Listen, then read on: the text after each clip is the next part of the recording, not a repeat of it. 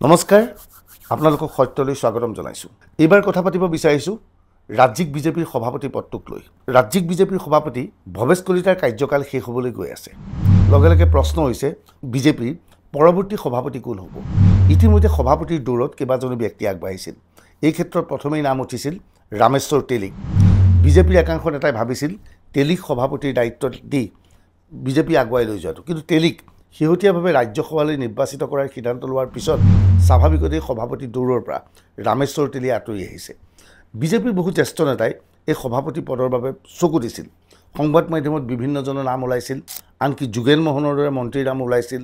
প্ৰদীপ ঠাকুৰীয়া নামৰ বিজেপিৰ জ্যেষ্ঠ নেতা তেখেতো সভাপতিৰ দৌৰত আছে বুলি ওলাইছিল। এই সমগ্ৰ বিষয়টোক লৈ ইতিমধ্যে বিজেপি নেতৃত্বই বিভিন্ন ধৰণৰ আলোচনা কৰিছে। মুখ্যমন্ত্ৰী ডক্টৰ হিমন্ত বিশ্ব শৰ্মাৰ পৰাও এই ক্ষেত্ৰত পৰামৰ্শ বিচৰা হৈছে।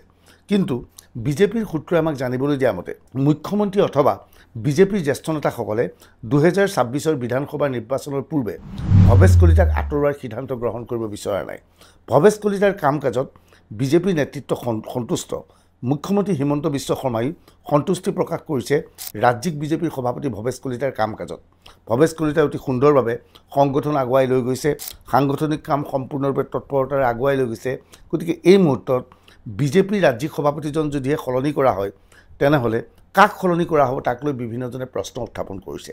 খবৰ অনুসৰি ছেপ্টেম্বৰৰ পৰা বিজেপি সদস্য ভৰ্তিৰ প্ৰক্ৰিয়া অনুষ্ঠিত হ'ব। ছেপ্টেম্বৰ, অক্টোবৰ, নৱেম্বৰৰ ভিতৰত সম্পূৰ্ণৰূপে সংগঠন নতুন ৰূপত সলোৱা হ'ব।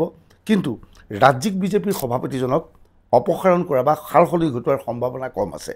ইয়াৰ পূৰ্বে ৰঞ্জিত দাস যেতিয়া ৰাজ্যিক বিজেপিৰ সভাপতি আছিল, তেওঁ দুটা কাৰ্যকালৰ বাবে ৰাজ্যিক বিজেপিৰ সভাপতি হৈছিল। প্ৰথম 3 বছৰ কাল কাৰ্যনিৰ্বাহ কৰাৰ পিছত তেওঁক পুনৰ এক্সটেনশ্যন দি আৰু 3 বছৰৰ বাবে সভাপতিৰ পদত ৰখা হৈছিল। একেই ঘটনা হ'বলৈ গৈ আছে ভৱেশ কলিতাৰ ক্ষেত্ৰতো।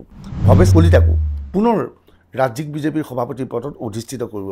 অৰ্থাৎ ভৱেশ কলিতাই 2026 নিৰ্বাচন পৰ্যন্ত ৰাজ্যিক বিজেপিৰ সভাপতি হৈ থকাৰ সম্ভাৱনা আছে। আপুনি এই ক্ষেত্ৰত কি ভাবে? ৰাজ্যিক বিজেপিৰ সভাপতি সলনিৰ প্ৰয়োজনীয়তা আছিল নে? ভৱেশ কলিতাৰ কাম কাজত আপুনি সন্তুষ্ট নে? কমেণ্ট ছেকশ্যনত আপুনি আপোনাৰ বক্তব্য লিখিব পাৰিব। ধন্যবাদ।